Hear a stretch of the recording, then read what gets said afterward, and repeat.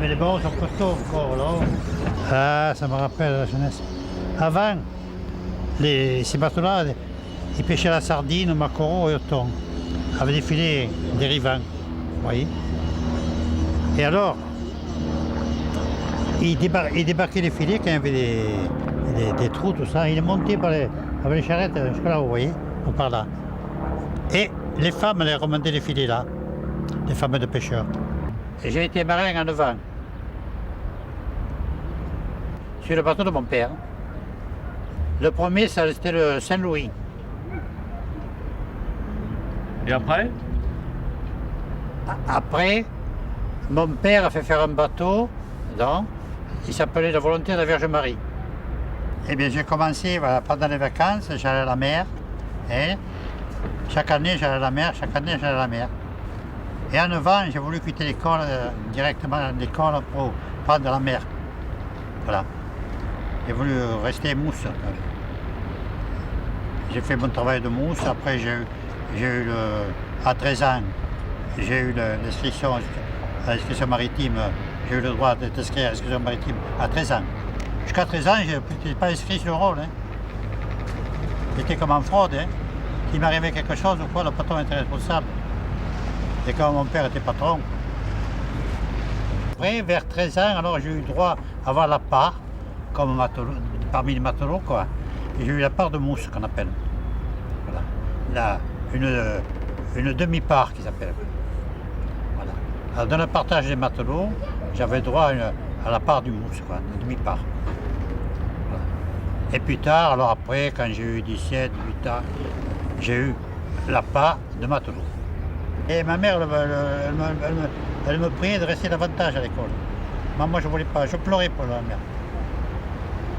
Oui, des bateaux bleus. De ce temps-là, on pêchait à 2 bateaux, à la voile. Après, on a commencé à mettre les moteurs sur les bateaux, mais des moteurs d'occasion parce qu'on n'avait pas le moyen d'acheter des moteurs neufs. On mettait des moteurs de camion, des vieux moteurs, quoi, à essence. Et le matin, on avait des difficultés à les faire partir, avec le temps humide. Hein. Puis d'une fois, on était obligé de démonter les bougies, la magnéto, de porter tout au boulanger, mettre ça quand le four était éteint, pour faire sécher l'humidité, on remettait tout ça en place et le moteur partait. Avec l'humidité, c'était dur, faire partir le moteur à essence. C'est pour ça qu'on avait trop d'embêtements avec le moteur à essence, après on avait les moteurs semi-diesel. Les moteurs semi-diesel, c'était des monos, des moteurs monos avec des gros volants.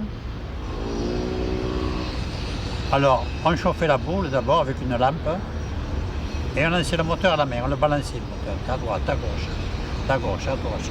Quand boum, il part, vous voyez. Voilà. Seulement ces moteurs, ils n'avaient pas de marche arrière.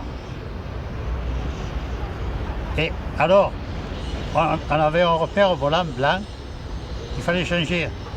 Quand le volant, le repère blanc montait, tac, on injectait l'avance, le moteur tournait de l'autre côté. Vous voyez, il se mettait en marche arrière pour partir.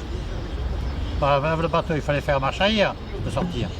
Après, quand le bateau était bien sorti en marche arrière, alors, nous, on remettait le moteur en marche avant. On avait le coup, vous voyez, on laissait tourner le moteur, vous voyez, et quand le trait montait, tac, on injectait pour faire partir le moteur de notre sens. En avant. Voilà. Et on partait comme ça, boum, boum, boum, boum, des moteurs à gasoil. C'était plus économe que les moteurs à essence, puis c'était moins délicat que les moteurs à essence pour la pêche. Avant, oui. Oui, j'ai navigué à la voile. Là, il n'y a pas de moteur, on pêchait à 2 bateaux. Hein. Et il fallait attendre le vent. Quand il n'y avait pas de vent, il fallait attendre. On appelait ça la pêche au bœuf parce que c'était, comment dirais-je, considéré comme deux bœufs qui traînaient la charrue, vous voyez. Et alors, nous, les 2 bateaux traînaient le filet. C'est pour ça que les anciens avaient appelé ça la pêche au bœuf, parce que c'était traîné par deux bateaux, quoi, au lieu de bœufs. Suivant le vent. Quand le vent était du côté est, vent d'est, vent de sud-est, on se dirigeait toujours vers l'est. De manière que on est comment dirais-je, de venir surtout au grand large, au vent arrière sur 7. Et quand c'était Mistral, on se dirigeait vers l'ouest. Vous voyez? C'était plus facile avec le Mistral de venir de l'ouest vers 7. Quand il faisait Mistral, qu'il faisait beau, que le poisson était au large, on marchait 3-4 heures comme ça, aller au large. Mais arrivé là-bas vers midi, 11h midi, le Mistral manquait, le nord-ouest manquait. Et alors, il fallait attendre le Labèche qu'on appelle, le sud-est, le sud-ouest. Et alors avec le Labèche, au lieu de caler le filet vers le large, comme c'était tard, on calait vers 7, vous voyez. Et on était vent arrière, vous comprenez? Étant dans l'ouest, on était vent arrière sur 7. Et en plus de ça, on avait le vent favorable pour rentrer vers la Labèche, avec le sud-ouest. Mais malheureusement, quand on tirait le filet vers 2h ou 3h, après avoir tiré le filet, qu'on faisait route, sac, le Labèche manquait. Et alors, on était en panne puis d'une fois toute la nuit, avec tout le poisson sur le pont. C'est ça qui nous faisait râler. Alors on attendait dans la nuit, beaucoup se levait la tramontane, et on rentrait vers la tramontane. Quand le vent était à la tramontane, il fallait louvoyer pour rentrer, surtout quand on rentrait du côté de 7, vous voyez. Il fallait louvoyer. Et quand c'était petit vent, on mettait du temps du côté du Môle pour aller au Brise-Lames. Pendant ce temps, le courant nous déportait. C'est ça. Et il fallait faire plusieurs bords parce qu'on était déporté par le courant. Comme à 7, il existe beaucoup les courants d'Est. Alors, plus d'une fois, on n'arrivait pas à monter jusqu'au phare, là. On a eu des malheurs, on a eu de tout, mais enfin, j'ai aimé ce métier. Alors, il fallait en prendre les conséquences. Mon père, il est mort à 58 ans. Après la mort de mon père, j'ai gardé ma mère 11 ans paralysée.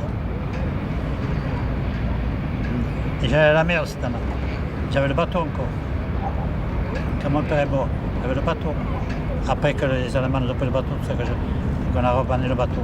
J'avais le bateau. Et alors j'ai gardé ma mère 11 ans paralysée. Et chaque matin que je partais, ma mère me disait, tu vas t'en vas oui, t'en vas oui. Quand tu vas retourner, tu vas me trouver. J'ai dit, c'est pas vrai, maman. J'ai dit, tu as un cœur de bronze, j'ai dit. Jamais. Tu me feras mourir à moi, j'ai dit. Alors, je partais à la mer, chaque fois, je me répétais ça. Et il y avait une femme à la maison qui la faisait manger, qui la gardait toute la nuit. Parce que moi, j'étais obligé d'aller à la mer. Mon père était mort. Et je ne pouvais pas quitter le bateau, vous comprenez? Alors, j'allais ma mère et mes soeurs, quand je retournais, même ma paralysée, j'étais content. Alors ma mère me demandait, vous avez pêché, comme ci, comme ça. Comme elle était ferme de pêcheur, elle s'intéressait, vous voyez. Moi, j'ai raconté tout ça, ça lui faisait plaisir. Le soir, elle ne voulait pas que la femme de ménage la couche tant que le bateau n'était pas rentré. Tant qu'elle ne voyait pas. Elle disait, ne vous coucherez pas tant que mon fils n'est pas rentré. Il y avait 3 rangées de bateaux à la consigne. 3 rangées. La première rangée était amarrée à quai et mouillée derrière. La deuxième rangée était mouillée derrière et amarrée sur la rangée, la première rangée. Et la troisième, pareil, mouillée derrière et amarrée par l'avant sur la deuxième rangée. Il y avait 3 rangées de bateaux quand j'étais mousse, moi, j'étais tout jeune. Ces bateaux, chaque matin, alors il y avait le premier rang qui partait, qui tirait. Le deuxième rang attendait. Après, il y avait le deuxième rang, qui tirait les grappins et partait. Et puis le premier rang qui était amarraqué. Les bateaux sortaient au fur et à mesure. Chaque jour, il y avait un qui avait le bord. Le bord, c'est celui qui calait son filet. Et le patron se divisait la pêche avec les matelots. Voilà. Le lendemain, c'était l'autre qui avait le bord, c'était pareil. Vous voyez? Parce que le lundi, moi j'avais le bord, par exemple. On était à 2 bateaux. C'est moi qui calais le filet. Hein? Je faisais la pêche. Hein? Et je pêchais avec je partageais avec les matelots. Mais le lendemain, c'était vous qui avez la pêche. Oui. Un jour après l'autre, le sauciller. Et malheureusement, il y avait des jours que, par exemple, moi, aujourd'hui, je sortais, hein, il y avait du vent, je réussissais, je pêchais. Le lendemain, c'était vous qui avez le bon, hein, vous n'avez pas eu de vent, on ne pêchait pas. Et bien, voilà comment ça se passait. Mais, c'était les règles comme ça. C'est un filet qui ramassait tout. Des poupes, des rougets, des merlans, des capelans, de tout.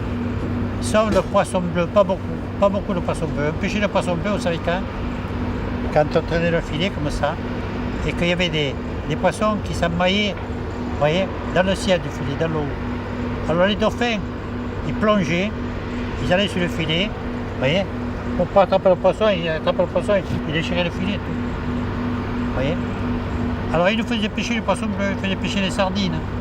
Parce que là, le poisson bleu, lui, c'est un poisson qui est en dessous. Quand il voyait les marsouins venir, il plongeait. Voilà. Il se foutait dans le sable, dans la vase. Pour que ça... Et à ce moment-là, nos filets, comme c'était des filets qui grattaient beaucoup le fond, on pêchait la sardine, le maquereau. Vous voyez, sardine, maquereau, un choix. Quand on avait le dauphin entre les bras, vous voyez, les bras du filet étaient comme ça. Alors on traînait le filet, vous voyez, et les dauphins étaient toujours dessus le filet. Allez. Après, il y avait une sardine qui sortait de la mer, ils attrapaient et déchiraient le filet. Alors on pêchait du poisson bleu, mais on perdait du poisson par les trous que nous faisait le dauphin, vous voyez. Il y avait beaucoup de poissons qui s'échappaient. On était ici 7 des fois, avec le patron compris. Hein. Patron, mousse et matelot. Des fois on était 4 ou 5 matelots, le mousse et le patron. Et à bord de ces bateaux, il y avait toujours des mousses. Dans la voile. On en avait besoin parce que les mousses montaient dans la mâture, serraient la voile et tout. Alors le matin à la voile, j'étais mousse moi, et j'allais appeler l'équipage. Un, il habitait au quartier haut, l'autre, il habitait la placette, l'autre, il habitait l'esplanade. Il fallait me lever 1 heure avant. J'allais appeler les matelots, vous voyez, et puis je montais à la maison, mon père, on partait à la mer. Et alors, il fallait s'embarquer par le beau dehors. Le beau dehors, c'est ce que c'est. Cette espèce de mât de vent qui a des marchepieds. On s'embarquait là, on tirait le grappin derrière, parce qu'on était mouillés tous. On était amarrés à quai et mouillés avec une ancre derrière. Alors on larguait la mare sur le pieu, en ciment comme ça. On tirait le grappin. Et à l'aviron, il fallait tourner le bateau. Parce que le bateau, quand on sortait avec le cul vers le sud. Et il fallait sortir vers le sud. Alors, il fallait tourner le bateau vers l'avant, vers le sud. On sortait le bateau à l'aviron. 2 paires d'aviron, 2 paires d'un côté et de l'autre. On tournait le bateau.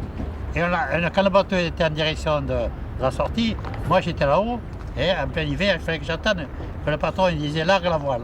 Alors j'ai lâché la voile et on partait la voile. On partait la voile. C'était beau, c'était Mistral, on sortait vers derrière. Mais quand c'était grec, il fallait faire plusieurs bordées.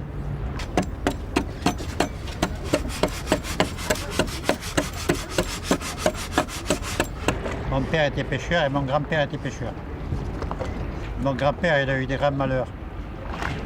Un beau jour, parce que les bateaux, en ancien temps, les bordées sur les traves n'étaient pas cloués avec des clous vanisés. Ils étaient cloués avec des chevilles en bois. S'il y avait le charpentier pour le dire. Alors, par grand mauvais temps, il y a une bordée qui s'était clouée derrière. Alors mon grand-père, quand il a vu qu'il n'y avait pas d'issue, il a dit il y a une seule solution, il faut s'échouer dans la côte pour se sauver. Le plus possible, il faut échouer le bateau. Et comme c'était vent d'ouest et que je me suis trouvé du côté de Sainte-Marie, alors à bas porte-à-mur, il serait allé en plein sur la jetée. Bon, le bateau était plein d'eau. Mais mon grand-père croyait aller carrément sur, comment dirais-je, à 2 ou 3 mètres de la jetée. Vu que le bateau qu'à 1 mètre, il disait le bateau m'échouant à 1 mètre de la côte, on se jettera à l'eau et on se sauvera. Mais malheureusement, il est tombé sur un séquent qu'on appelle. Vous savez ce que c'est qu'un séquent? Et au fond, voilà la côte là-bas, et un fond qui monte comme ça, qui est fait par le courant. le bateau s'est échoué là, et le bateau se trouvait vraiment à 200 mètres de la côte. Alors pas possible là d'aller à la côte. Et mon grand-père ne savait pas nager. Alors il est monté au mât avec le mousse ne savait pas nager. Et il a dit à l'équipage, il faut que vous sauviez, moi je ne sais pas nager, hein. Jetez-vous à l'eau, à la terre, et allez au phare de l'Espiguette. Là, au phare de l'Espiguette, ce temps-là, de l'Espiguette au Sainte-Marie, c'était désert. Rien. Il n'y avait que des cabanes de chasseurs en herbe, en asphalte. Alors, il y a eu 3 matelots qui se sont jetés à l'eau. Et mon grand-père et le mousse sont restés là-haut. Vous savez qu'il y avait le mât et l'antenne là. Et ils se sont mis là entre le mât et l'antenne. Le bateau était échoué. Et tout l'arrière était dans l'eau. Ils ne pouvaient pas aller en bas de le bateau derrière. Seulement petit à petit, pendant que les matelots sont allés à, comment dirais-je, à terre, le bateau petit à petit descendait. Et mon grand-père se trouvait au bout du mât. Alors le mousse, il a eu peur. Il a dit, moi je veux me sauver. Alors mon grand-père a dit, bon, jette-toi. Mais mon grand-père, il savait que le petit allait mourir. Et le mousse s'est jeté en croyant aller rejoindre l'équipage qui était parti. Mais l'équipage était déjà allé loin. Parce que l'équipage, avant d'aller au phare de l'Espiguette, il y en a 2 qui ont voulu se mettre à l'abri de la hutte là. Vous voyez, il y avait trop froid, quoi. Ils étaient mouillés.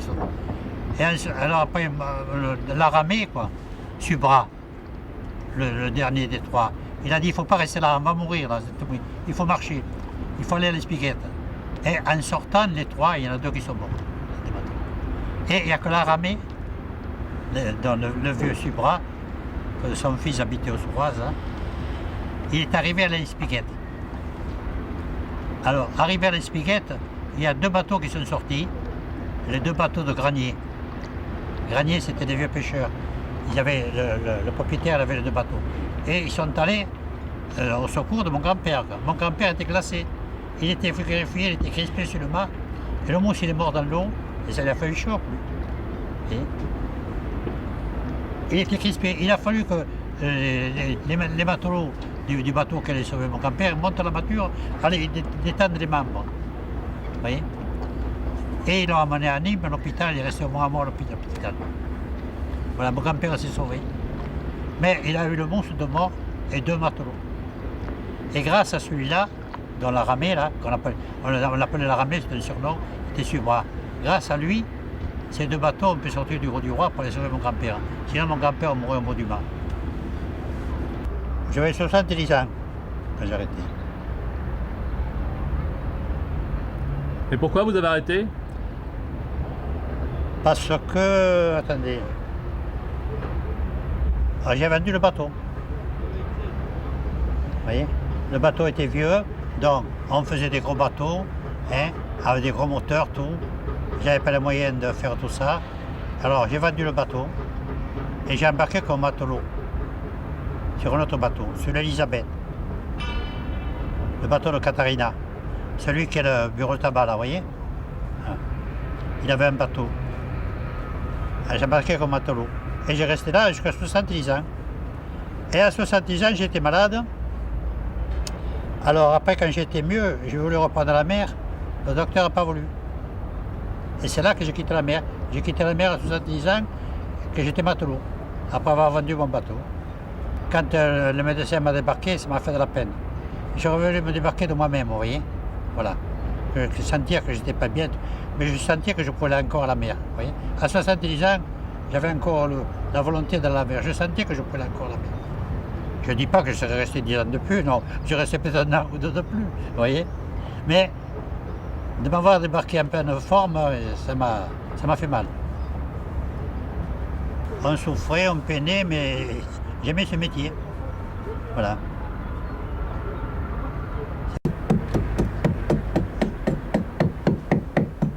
Oh, c'est du bois d'arbre, ça, hein?